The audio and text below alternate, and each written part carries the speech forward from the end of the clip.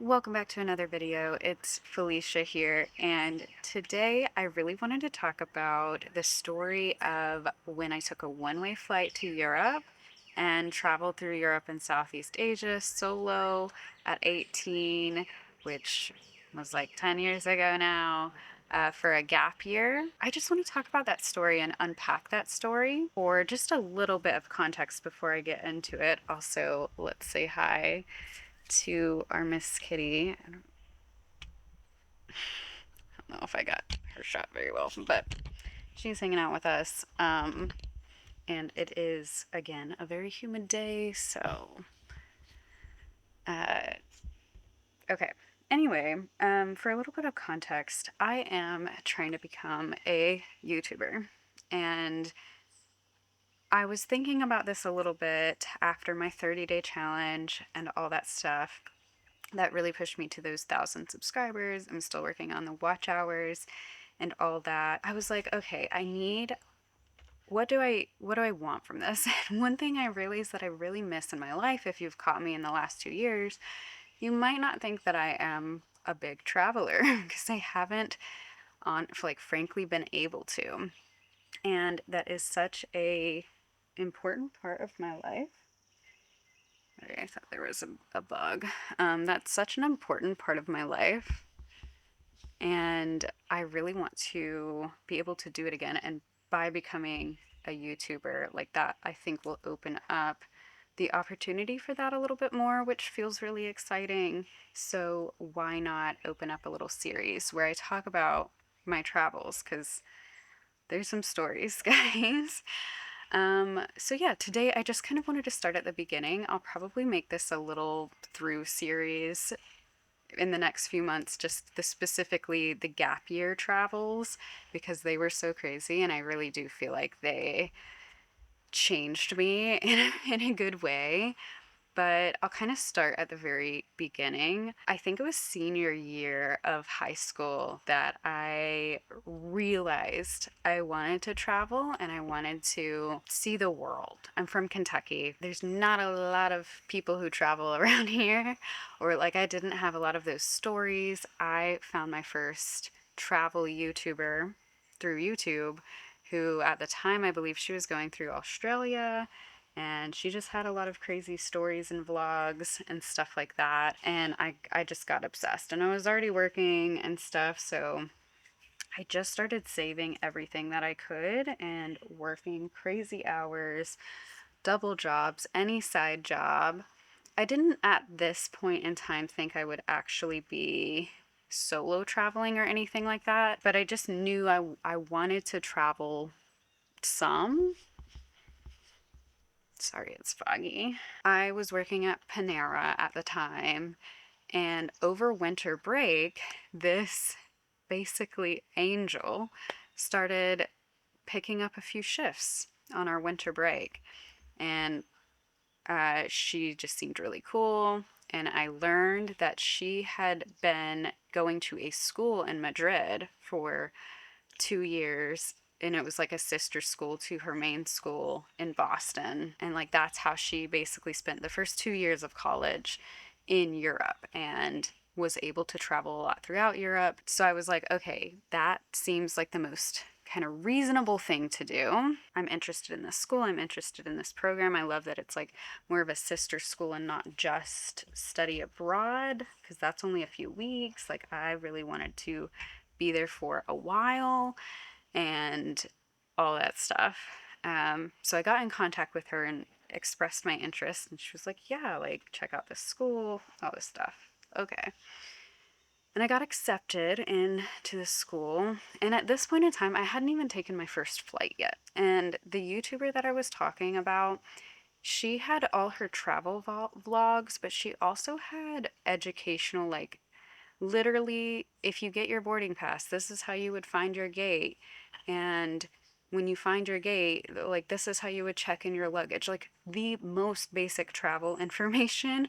Like I probably wouldn't have even felt confident going on a flight if it weren't for her. I think I took my very first flight with my mom for my birthday that year because she to New York. We just went to New York for like a weekend in the middle of winter. Somehow it was fine, like it was fun and fine. It was crazy. That was my very first flight with my mom. And then that spring break, I took a flight trip, my first solo flight to Seattle, and took a bus down to Portland. I met a friend in Seattle, so I wasn't like solo the whole time, but it was my first like solo flight and all that stuff. So that was fun. And yeah, I was just working at getting into that school, and those were my first few trips that year. So like before I went on my gap year, I wasn't a traveler. You know what I mean? And I swear I just worked so much. I was just saving, saving, saving, and I got accepted into this school, and I needed to do orientation in Boston. And that was really weird because I ended up going the wrong week to where the people that were going to be in Madrid, like they were on a different week. So I was just in orientation with a ton of people that I wasn't even going to be in school with at the time. And just like, yeah, I'm like not going to be here, but I'll be here in like 2 years. So this is kind of the plan.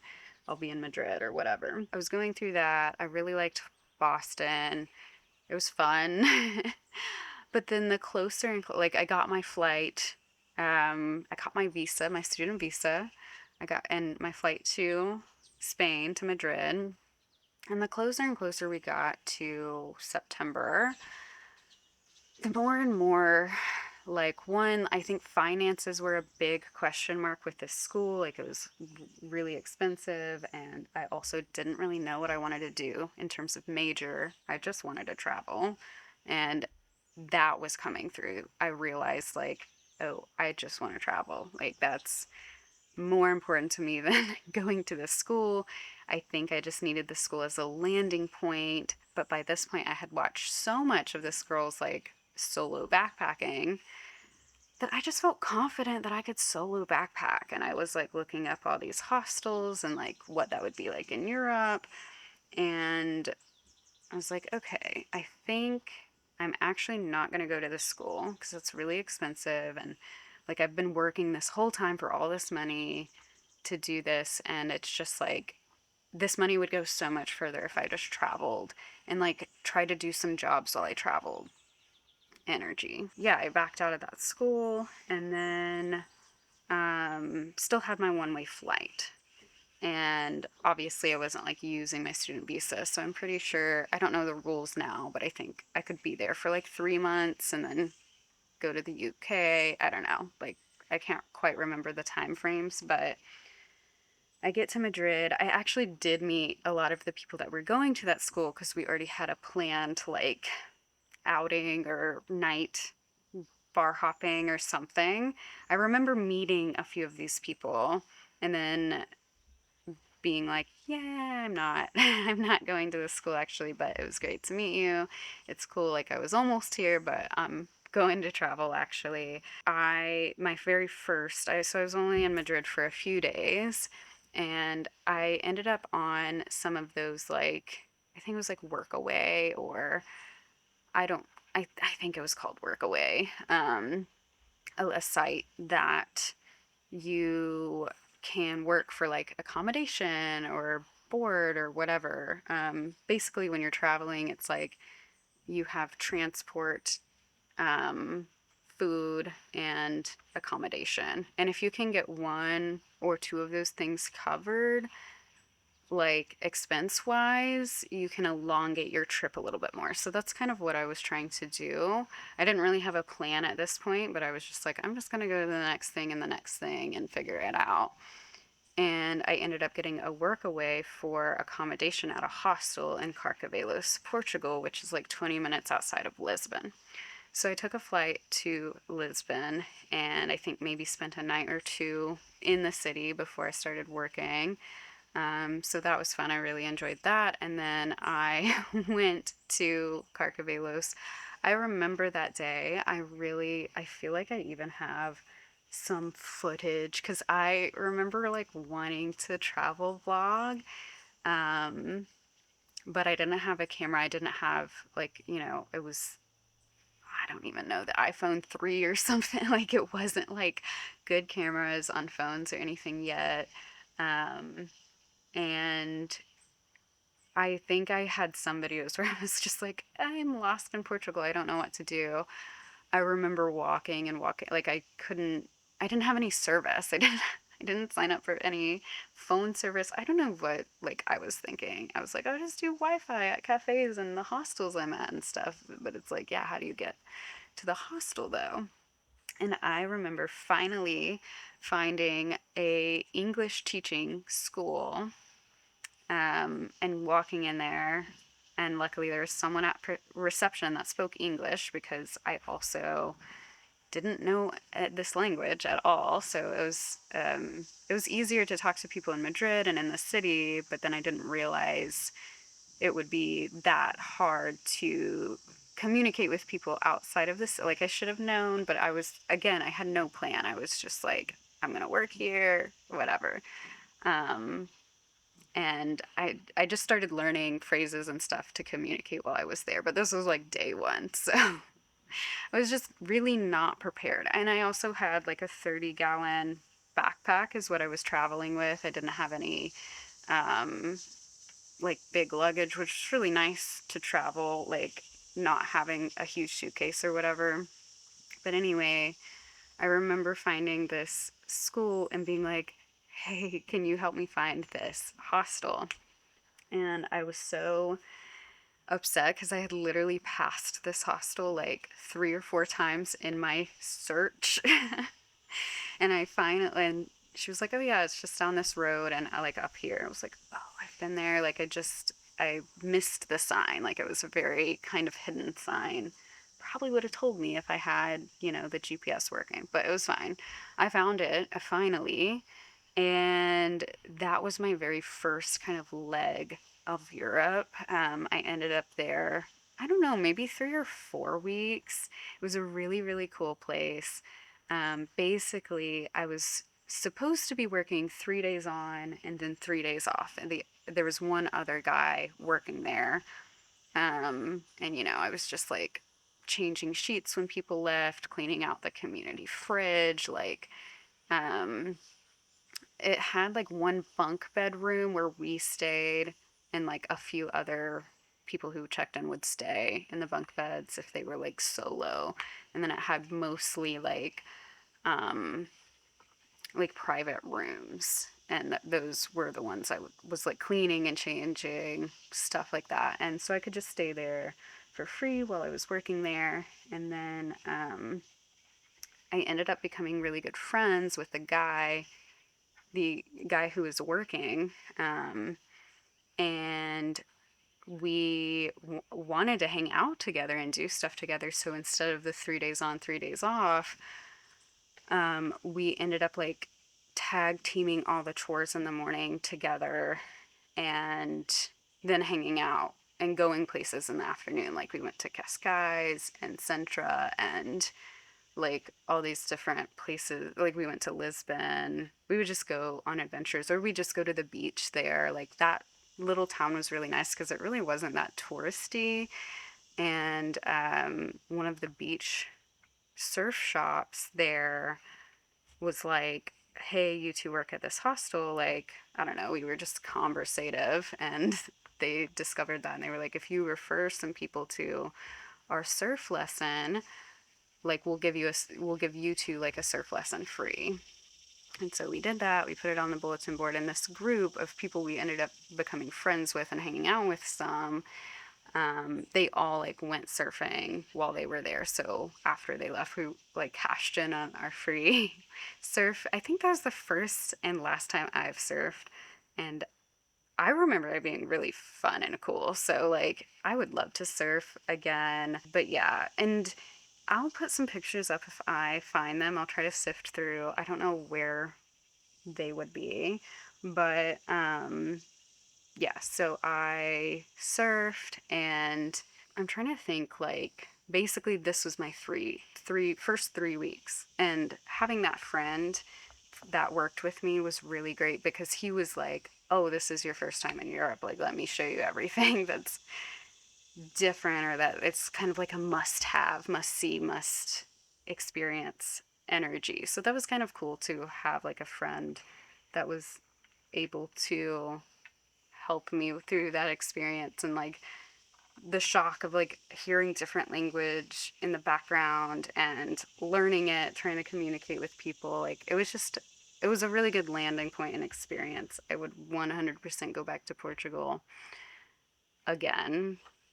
And yeah, like I said, we had made those friends. I remember we all went to the castle in Sintra like one of the days together, and we would go out on the beach at night. And um yeah, it was just really fun. It was, I remember feeling a lot of anxiety about the future. I remember looking up like other schools I could go to. Like I kind of still had this, I should be going to school. I should, like, I don't think I was fully accepting my gap year, because it, not that it felt unintentional, but kind of like it felt random, but it also felt like the exact thing I was supposed to do.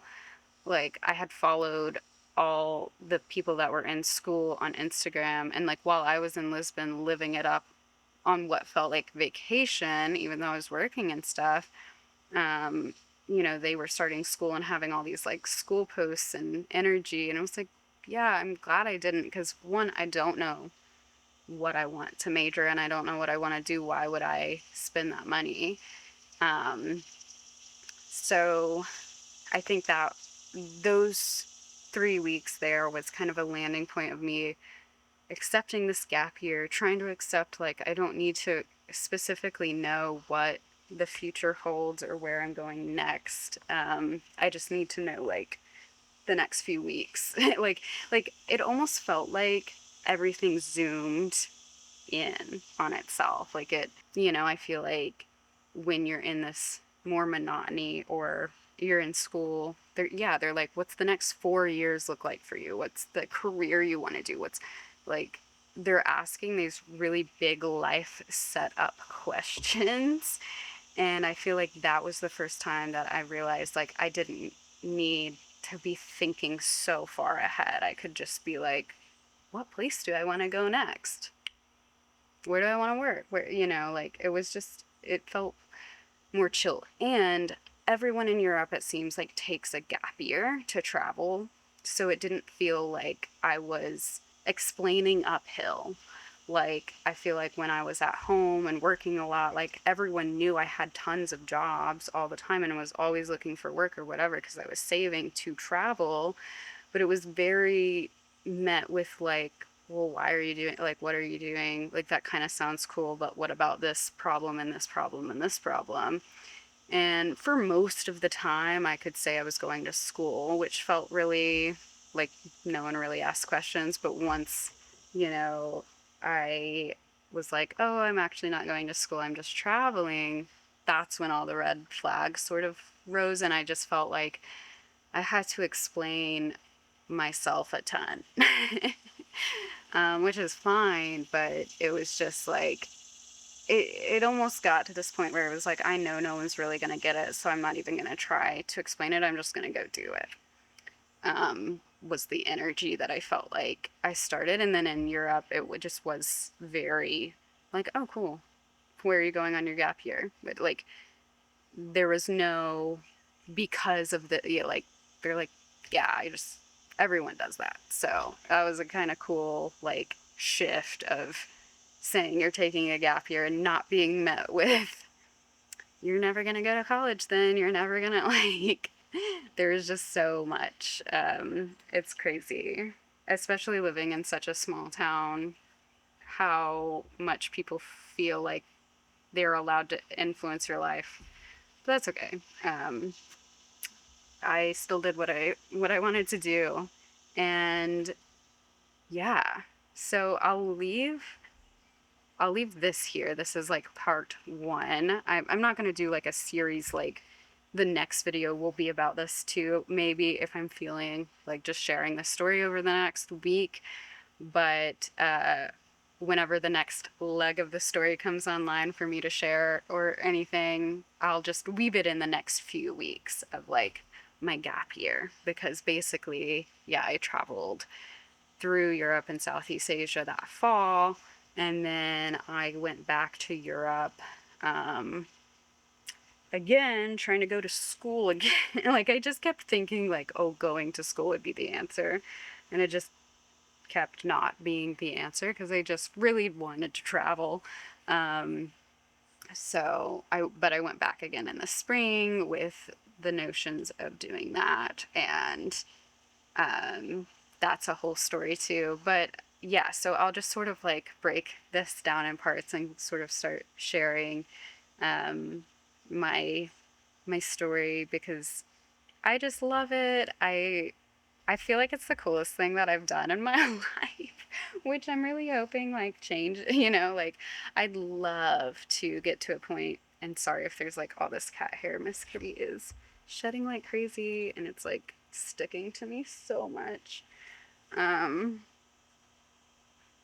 anyway, yeah, I would love to get to a point where like I truly just feel like you have to recommit to your dreams, guys. Like, I mean, even this travel thing, like I traveled a bit and I remember just thinking there's never going to be a time that I don't travel. Like, um, and I had to recommit to taking another trip that spring and like see what that was about. And then, um, like here I recommit. I took a 4 month road trip in 2022 because I just keep recommitting to the things that I love. And I feel like YouTube is the same way, where I've been working on it for about 2 years now and really wanting to make it my job.